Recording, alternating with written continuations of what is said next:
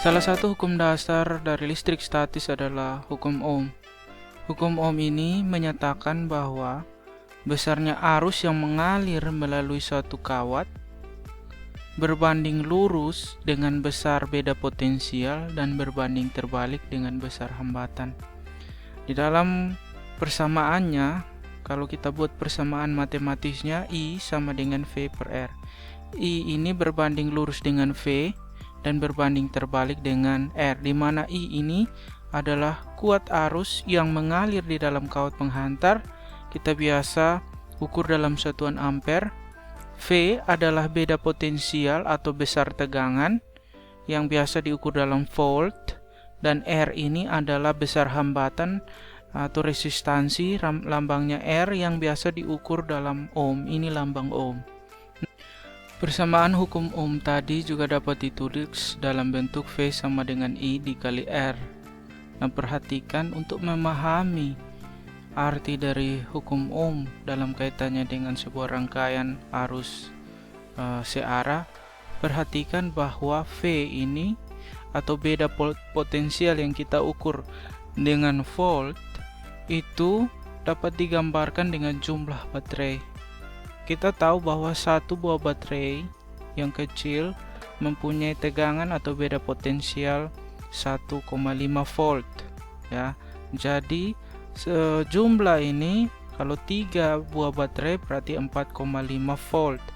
Nah, perhatikan bagaimana kalau kita tingkatkan voltasenya, pengaruhnya terhadap besarnya I. Mari kita lihat sama-sama. Kalau voltasenya kita tingkatkan, misalnya kita bikin jadi 4 baterai, berarti 1,5 dikali 4 adalah 6 volt. Maka perhatikan kalau voltasenya meningkat, I-nya juga semakin besar. Pak ulangi. Kalau anak-anak lihat, V-nya membesar, I-nya juga ikut membesar. Sebaliknya, kalau voltasenya kita kasih kecil, V-nya kecil, I-nya juga kecil. Itu yang dimaksud dengan perbandingan yang lurus. Kalau V-nya turun, I-nya juga ikut turun. V-nya naik, I-nya juga ikut naik. Nah, kalau dapat dijelaskan bahwa kalau semakin banyak baterai, secara sederhana kita bisa jelaskan bahwa semakin banyak baterai yang digunakan dalam suatu rangkaian arus listrik, maka semakin besar arus yang mengalir dalam rangkaian itu. Oke. Nah, sekarang bagaimana pengaruh dari resistor atau hambatan listrik? Hambatan listrik di dalam rangkaian itu bisa berupa resistor, bisa berupa lampu, bisa berupa kulkas, AC, TV, dan lain-lain. Nah, perhatikan kalau baterainya 3 atau dengan kata lain voltasenya 4,5 volt anak-anak. Nah, dan pada keadaan ini kita rubah, tingkatkan dia punya resistansi atau hambatan, atau kita turunkan dia punya hambatan, bagaimana pengaruhnya terhadap I? Kita lihat. Perhatikan, kalau resistansinya kita tingkatkan, I-nya semakin kecil atau arusnya semakin kecil. Sedangkan kalau resistansi kita kasih turun, justru I-nya semakin besar. Jadi, itu yang tadi dijelaskan pada bunyi hukum Ohm tadi, bahwa kuat arus itu berbanding terbalik dengan hambatan, dan kuat arus berbanding lurus dengan beda potensial atau tegangan. Sekarang kita bahas khusus tentang hambatan listrik. Nah, hambatan listrik ini misalnya ada kawat yang terbuat dari tembaga, tentu hambatannya akan berbeda dengan kawat yang terbuat dari besi. Nah, bagaimana kita menghitung perbedaannya? Jadi besar hambatan listrik itu, mula-mula kita harus pahami dulu bahwa besar hambatan listrik itu dinyatakan dengan resistansi, simbolnya R, dengan satuan dari hambatan itu ada satuan SI atau satuan internasionalnya adalah ohm. Ini simbolnya. Nah, besar resistansi suatu bahan konduktor dengan luas penampang A dan panjang konduktor itu L, serta konduktor itu memiliki hambatan jenis ρ, kita dapat hitung besar resistansi atau hambatan dari konduktor itu dengan menggunakan persamaan ini. R sama dengan ρ kali L dibagi A.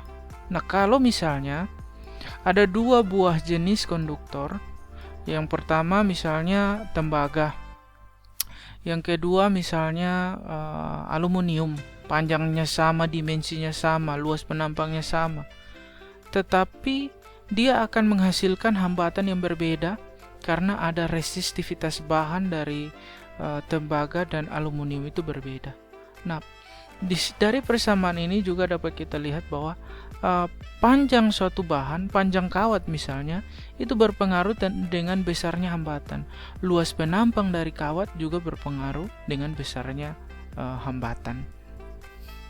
Sangat penting juga untuk memahami resistivitas dari suatu bahan.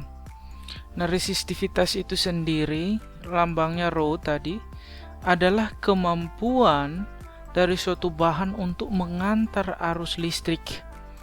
Jadi kalau semakin kecil nilai resistivitas suatu bahan, artinya semakin mudah listrik itu mengalir melalui bahan tersebut.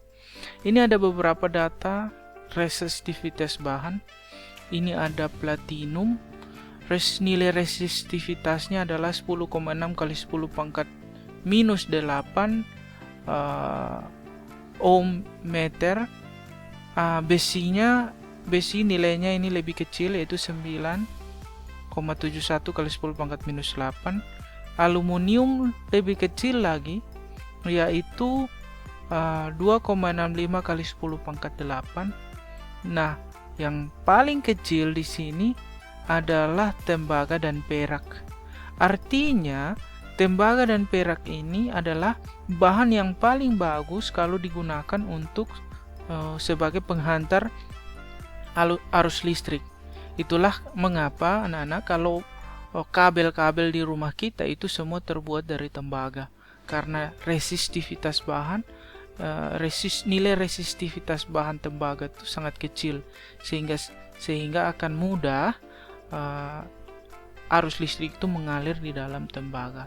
Nah, kalau kita lihat perak, ternyata resistivitas bahannya tuh paling kecil, yaitu 1,59.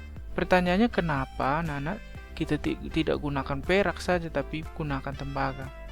Nah, masalahnya adalah harga. Jadi harga tembaga ini lebih terjangkau dibanding harga perak.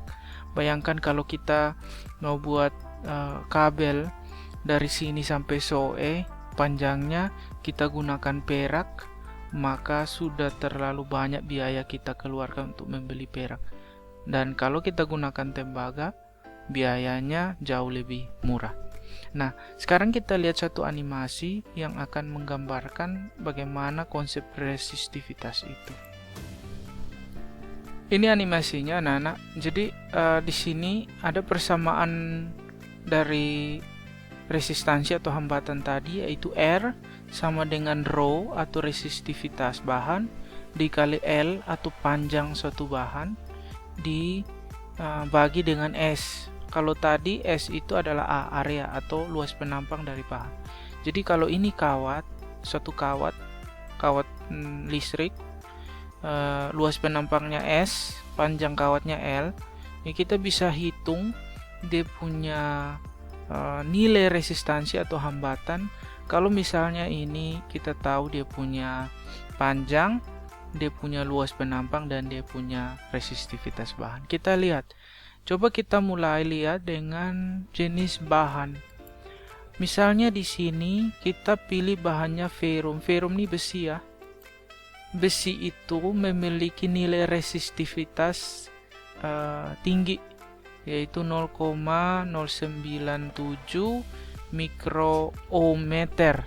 Nah, Lebih kecil dari ferrum ada nikel. Nikel resistivitas bahannya lebih kecil. Bisa lihat perubahan besar kecilnya ini. Resistivitas bahan lebih kecil lagi adalah seng. Yang paling kecil di sini ada aurum atau emas. Nih, emas, resistivitas bahan dari emas kecil. Jadi bagus juga untuk kalau kita buat jadi kawat pengantar listrik. Hanya kan masalahnya harga dari emas ini tinggi. Di bawah lebih kecil dari emas adalah tembaga, kuprum, dan paling bagus adalah argentum, perak. Nah, kita lihat misalnya kita kawat tembaga ya, kuprum ya. Ini warnanya seperti ini. Dia punya resistivitas bahan kecil. Oke. Nah, sekarang kita mau lihat kalau panjang kawatnya adalah 4 desimeter dan luas area penampang kawatnya adalah 6 cm pangkat 2, maka hambatan kalau listrik mengalir di dalam kawat ini, besar hambatannya adalah 11,3 mikroohm. Nah, sekarang kalau kita kasih kecil dia punya panjang, bagaimana dengan dia punya nilai hambatan? Kita perkecil ya, jadi 2. Kalau 2 desimeter, lihat L-nya kecil. Kalau 2 desimeter, maka dia punya hambatan juga semakin kecil. Nah, lihat ya.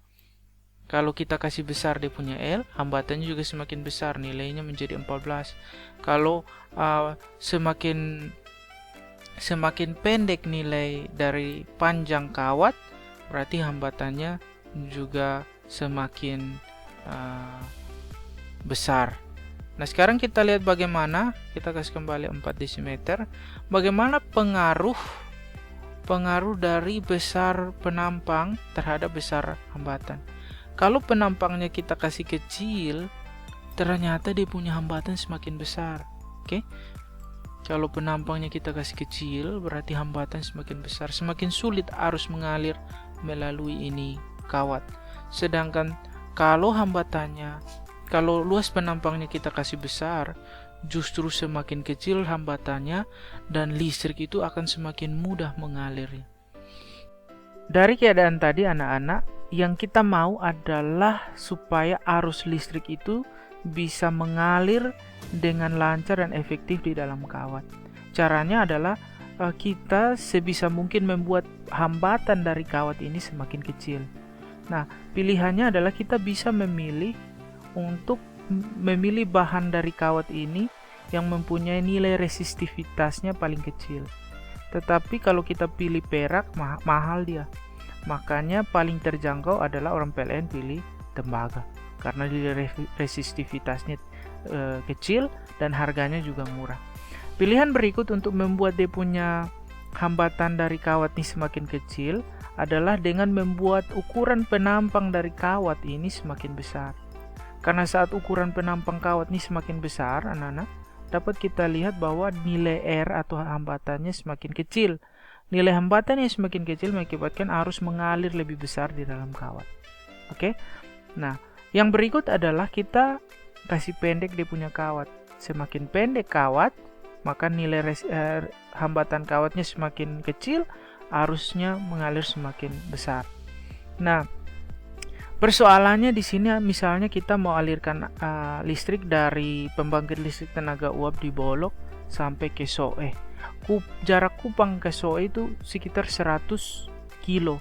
Bayangkan berapa panjang kabel yang kita perlu. Semakin panjang kawat kabelnya, semakin besar arusnya. Menyebabkan semakin besar dia punya hambatan, menyebabkan arusnya pasti semakin kecil. Nah, cara orang PLN mengatasinya adalah dengan membuat tegangan dari arus listrik yang mengalir tuh sangat tinggi. Makanya ada namanya kawat bertegangan tinggi. Itu menyebabkan sehingga dia punya resistansi atau hambatan pada kawat yang panjang sekalipun dia punya hambatannya kecil. Oke, jadi itu adalah cara sehingga PLN bisa mengalirkan arus pada jarak yang sangat tinggi tanpa memperkecil dia punya arus.